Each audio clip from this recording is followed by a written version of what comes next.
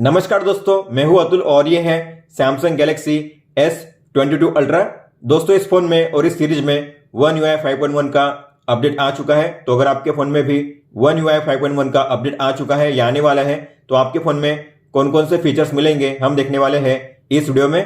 तो हम बात करने वाले हैं टॉप 25 फीचर्स की जो आपको देखने मिलेंगे One UI 5.1 अपडेट के बाद।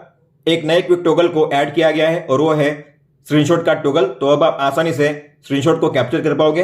आपको जाना है एडिट में और यहाँ पे है टेक स्क्रीनशॉट। आपको इसे लॉन्ग टैप करके ड्रैग करना है, डन कीजिए। तो आप देखोगे अब मैं काफी आसानी से स्क्रीनशॉट कैप्चर कर पाऊंगा केवल वन स्वाइप में, और यहाँ पे वन टैप करना है, स्क्रीनशॉट कैप्चर हो जाएगी।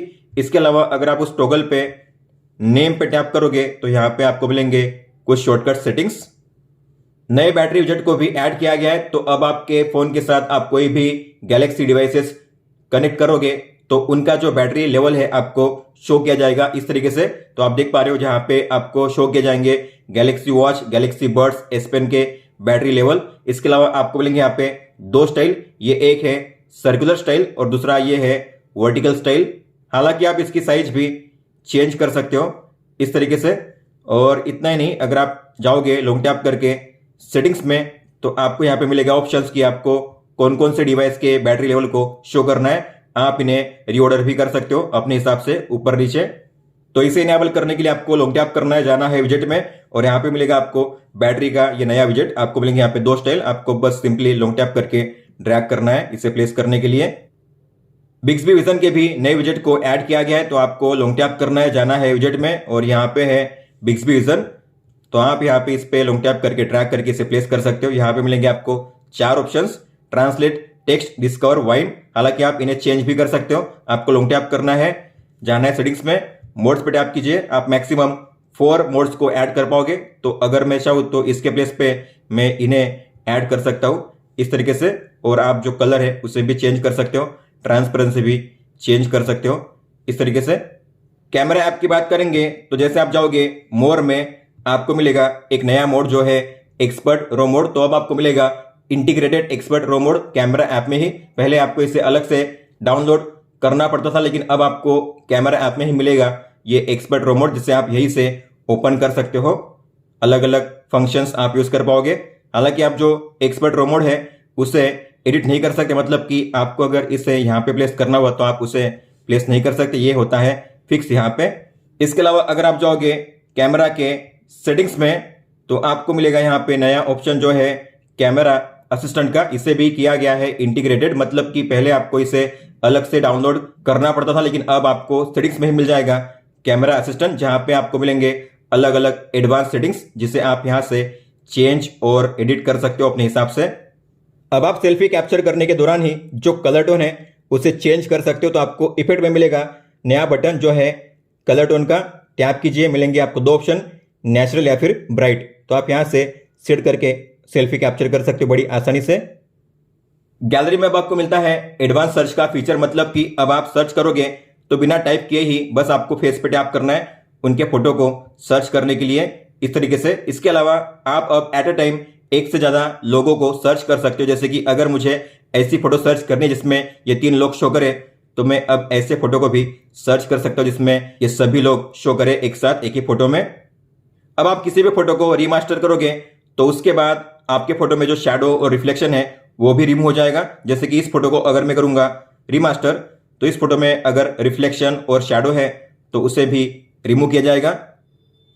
तो आप देखोगे पहले फोटो ऐसी थी रिफ्लेक्शन के साथ, शैडो और रिफ्लेक्शन के साथ, लेकिन अब फोटो ऐसी हो चुकी है जहां पे रिफ्लेक्शन और शैडो आपको देखने नहीं मिलेगा। अब आप अपने GIF को भी रीमास्टर कर सकते हो। तो आपको GIF को ओपन करना है और यहाँ पे आपको मिलेगा नया ऑप्शन जो है रीमास्टर GIF। आपको इस पर टैप करना है। इस तरीके से आपके GIF की क्लैरिटी और जो रिजोल्यूशन है उसे भी इंप्रूव किया जाएगा रीमास्टर के जरिए।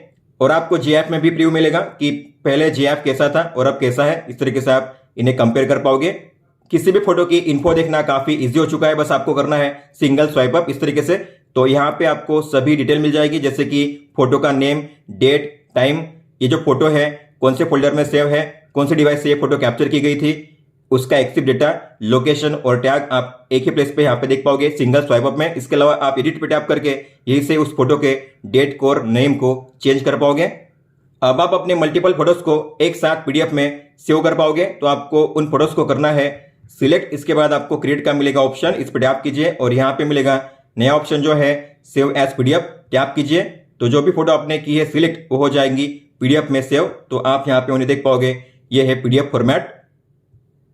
पिक्चर्स के टैब में आपको मिलता है मल्टीपल प्रिंट का ऑप्शन, मतलब कि आप कई सारे फोटो को एक साथ अगर सिलेक्ट करोगे तो आपको मिलेगा प्रिंट का ऑप्शन। पहले एक ही फोटो के लिए मिलता था, लेकिन अब आप कितनी भी फोटो करोगे सिलेक्ट तो उन सभी के लिए आपको मिलेगा प्रिंट का ऑप्शन। तो अब आप मल्टीपल फोटो को एक साथ कर सकते हो प्रिंट और उसे सेव कर सकते हो एज अ पीडीएफ में। इन दोनों फीचर्स को ऑन करने के लिए आपको जाना है गैलरी के सेटिंग्स में।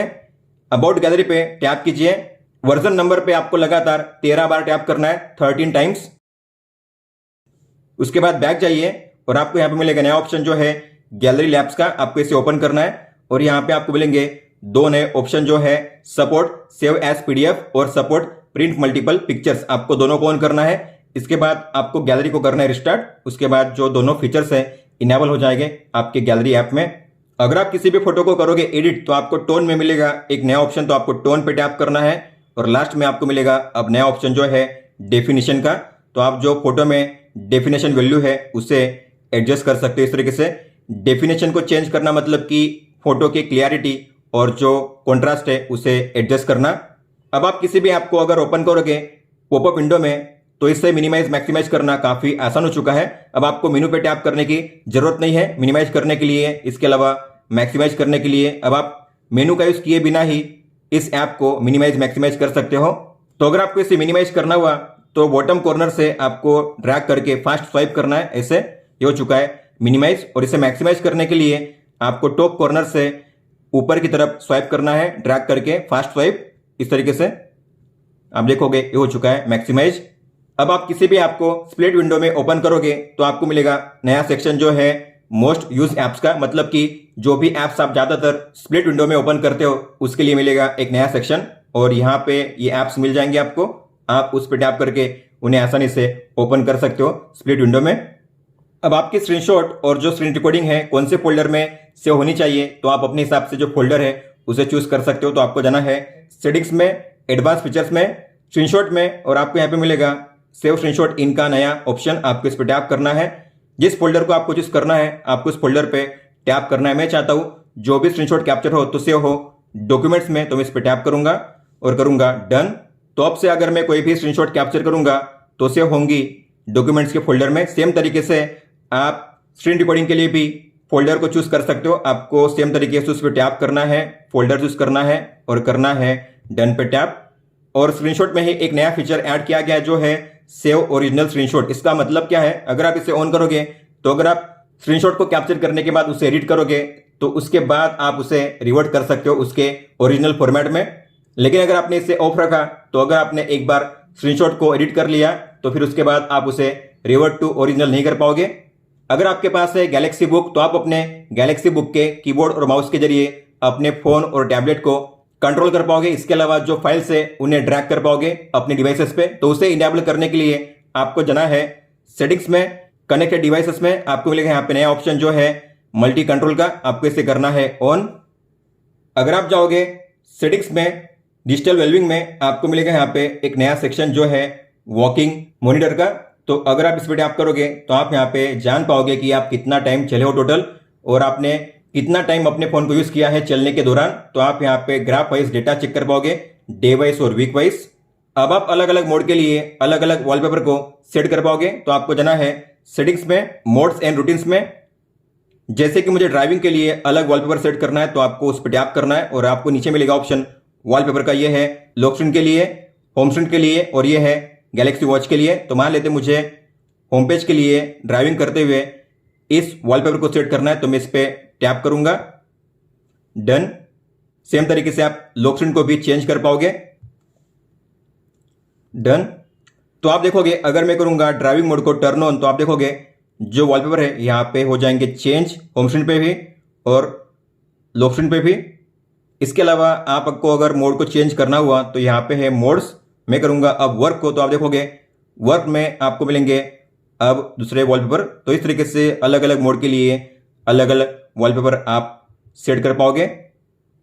और अगर आप जाओगे रूटीन्स में तो आपको अब एक्शंस में मिलेंगे कुछ नए एक्शंस। तो अगर आप किसी भी रूटीन को करोगे क्रिएट तो एक्शंस में आप देखोगे यहाँ पे अगर आप ऑल एक्शंस पे टैप करोगे तो जो नए ऐड किए गए वो है क्विक शेयर, इसके अलावा change font style, touch sensitivity और चेंज रिंगटोन।